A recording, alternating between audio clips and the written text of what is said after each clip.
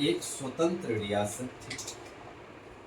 एक स्वतंत्र रियासत थी और स्वतंत्र रियासत भारत और पाकिस्तान के बीच में रहने के कारण जम्मू कश्मीर की स्वतंत्रता पर एक सवाल खड़ा था, जो वहाँ के राजा सर हरि सिंह उस समय सोच रहे थे। वहाँ 70% आबादी मुस्लिमों का था, 30% आबादी सिख, हिंदू, जैन, पारसी, बौद्ध, ईसाई समुदाय का था। सर हरि सिंह ये सोचने में थोड़े वक्त लिए और ये वक्त उनको आज जम्मू कश्मीर के साथ ही महंगी साबित भी हो रही है। जम्मू कश्मीर में 70% लोग तो यदि पाकिस्तान में विलय करेंगे, एडजस्ट करेंगे, भारत में ये 70% लोग एडजस्ट नहीं कर पाएंगे। ये उनका एक पहला सवाल था। दूसरा सवाल यह था कि 30% आबादी पाकिस्तान में एडजस्टमेंट नहीं करेगा। भारत उस समय अपने संविधान को नहीं बनाया था, इसलिए भारतीय संविधान से परिचित भी वो नहीं थे। वह इतनी ही बात की परिचित थे कि राजा हैं, मोनार्ची गवर्नमेंट चला रहे हैं, तो इस मोनार्ची व्यवस्था के भीतर में हम पूरे जम्मू कश्मीर के बारे में जो हित होगा वो खोज सकते हैं। सर हरि सिंह हाथी के बहुत बड़े शौकीन थे। ये शौकीन ने भी जम्मू कश्मीर की जनता पर एक हार का आधार बना दिया। जम्मू कश्मीर की राजा हरि सिंह जब तक कुछ सोच पाते, तब तक मुजाहिदीन ने जम्मू कश्मीर पर हमला कर दिया। इस बीच में भारत के प्रतिनिधि बीपी मेनन और जम्मू कश्मीर के राजा सर हरि सिंह के बीच में संवाद स्थापित होती है। चूंकि हरि सिंह ने भारत के प्रधानमंत्री को यह संदेशा दिया कि बिना शर्त मैं भारत में विलय करने के लिए तैयार हूं, लेकिन अभी फिलहाल हमारी संप्रभुता को बचा लिया जाए। भारत के प्रधानमंत्री पंडित जवाहरलाल नेहरू के कहने पर बीपी मेनन और सर हरि सिंह के बीच में समझौता होती है। इसी समझौता को भारत एक बहुत बड़ा आधार बनाता है और संपूर्ण जम्मू कश्मीर का विलय भारत ने स्वीकार करता है। कारण समझौता पत्र में यह भी कहा गया था कि संपूर्ण जम्मू कश्मीर का विलय भारत में, यदि कश्मीर का कुछ क्षेत्र आज यदि भारत के अधीन नहीं है, तो सर हरि सिंह की समझौता तो कहती है कि भारत का भी नहीं, वह क्षेत्र भी है जो उसके अधीन नहीं है। 100 MLA क्षेत्र जम्मू कश्मीर में था। इसमें से 76 MLA क्षेत्र भारत का उस समय का जो कश्मीर था उस पर कब्जा हो चुका।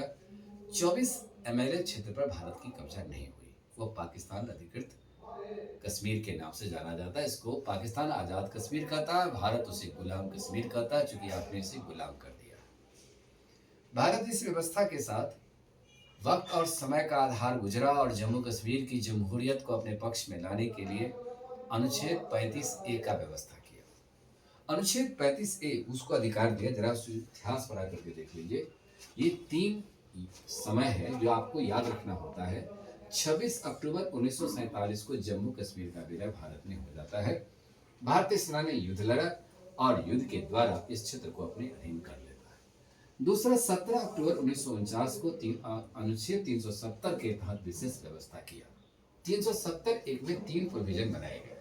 370 एक यह कहता है कि संपूर्ण जम्मू कश्मीर का विलय भारत में हुआ है और यह भारत का अभिन्न अंग है।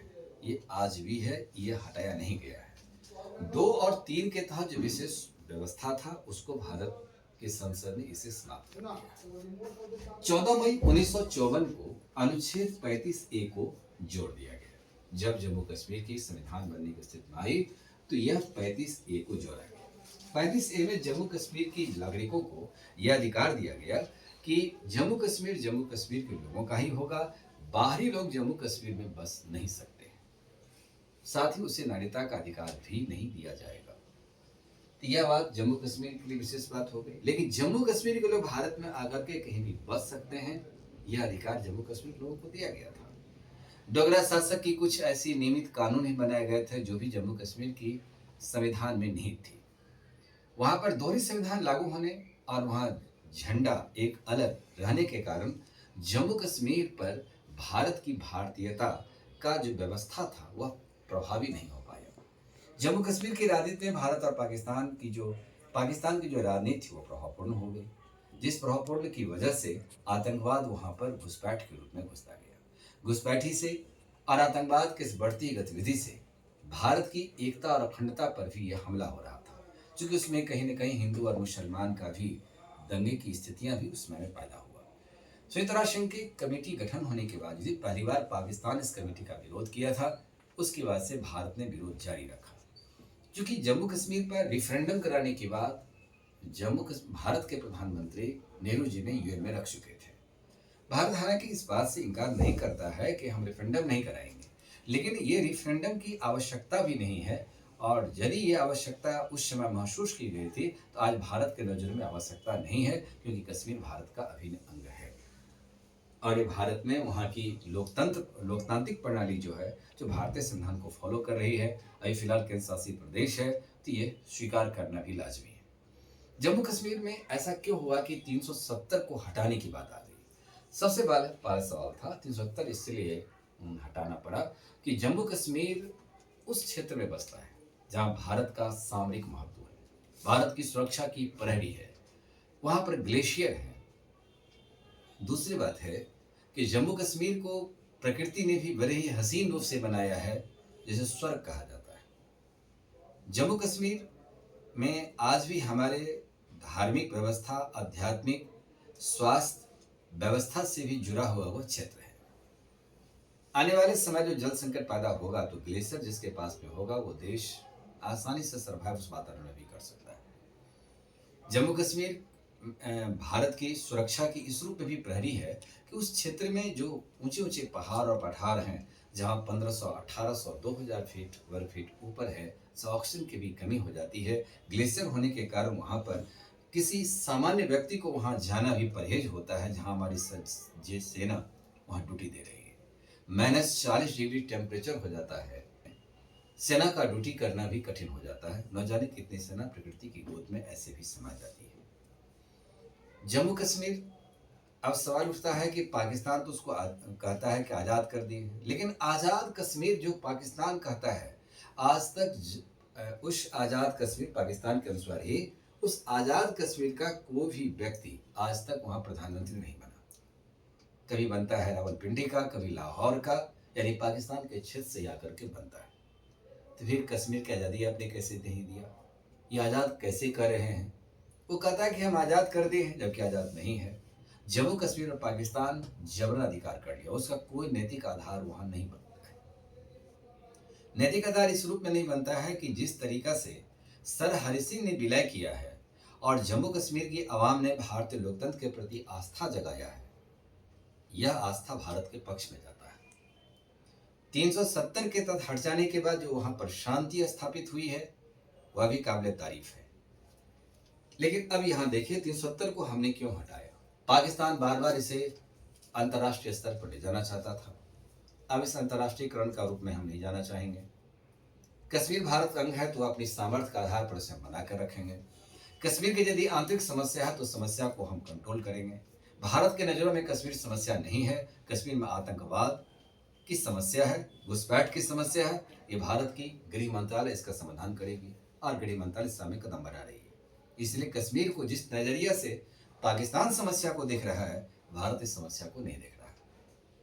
ये समस्या यहीं पर अंतर्राष्ट्रीय विवाद का रूप नहीं लिया नहीं जा सकता है।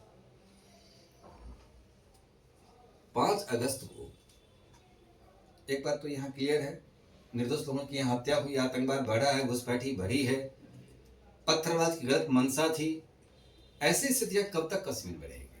कश्मीर में हमारे जवान निर्दोष मारे जा रहे थे, ये कब तक हम शहीदों को माल्यार्पण करते रहेंगे? इसलिए अब भारत ने वहां अपनी संवैधानिक व्यवस्था को बहाल किया, 370 को हटाया। 370 को हटा करके एक राजपत्र जारी हुआ राष्ट्रपति जी से। राष्ट्रपति ने राजपत्र जारी किया, राज्यसभा में सबसे पहली बार लाया गया 5 अगस्त 2019 को, और 6 अगस्त 2019 को लोकसभा में लाया गया। सदन में इस आवश्यक बहुमत से पारित हुआ। पारित होने के बाद जम्मू कश्मीर को 2 भागों में बांट दिया गया। बांटने के बाद जम्मू कश्मीर जो कि विधानसभा वहां होगी, और एक लद्दाख में विधानसभा नहीं होगी। जम्मू कश्मीर के प्रशासक को अब यह उपराज्यपाल कहा जाएगा। वहां पर लद्दाख में विधानसभा नहीं है। 3 सदस्य राज्यसभा से और 5 सदस्य लोकसभा से जम्मू कश्मीर रखने की बात की गई। लद्दाख में 1 सदस्य रखने की बात है। नया प्रोविजन यही हुआ। 370 के भीतर अब जो वर्तमान व्यवस्था किया गया, पूरे भारत का संविधान जम्मू कश्मीर पर लागू होगा। वहाँ भारत का तिरंगा झंडा होगा। यदि झंडा का कोई अपमान करेगा तो जो शेष भारत में लागू होता है वहाँ भी लागू होगा। जम्मू कश्मीर की विधानसभा की कार्यकाल 5 वर्ष कर दी गई। वहाँ विधान मंत्री परिषद कुल मिलाकर के 10% होगा। यदि 90 सदस्य मंत्री है, विधानसभा है, तो मंत्री परिषद में 10 सदस्य ही वहाँ पर में 10% ही वहाँ पर हो सकता है। इसमें मुख्यमंत्री भी शामिल होंगे। इसके बाद जम्मू कश्मीर में नया परिसीमन गठन किया गया।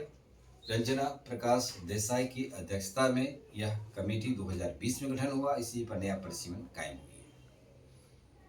जम्मू कश्मीर की महिला यदि भारत के लड़के के साथ शादी करेगा तो उसके 35 संपत्ति अधिकार होगा। यदि पाकिस्तान लड़के के साथ शादी करता है तो 35 संपत्ति अधिकार नहीं होगा।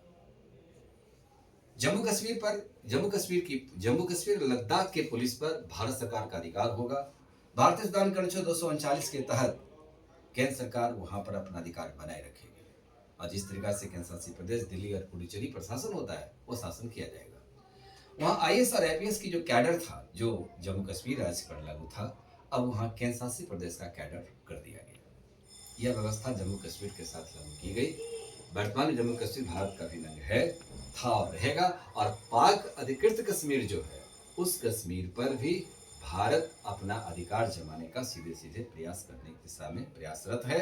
और यदि वो मिलता है तब सर हरि सिंह और पीपी मेनन के बीच हुई समझौता पूर्णतः लागू भी कहलाएगा। इसलिए जम्मू कश्मीर अब भारत का क्षेत्र का हिस्सा है। अब 370 को समाप्ति कर दी गई है। 370 में एक प्रोविजन बचा हुआ है, 2 और 3 खत्म कर दी गई है। एक है कारण जम्मू कश्मीर पर भारत का अधिकार होगा, वो आज की डेट में भी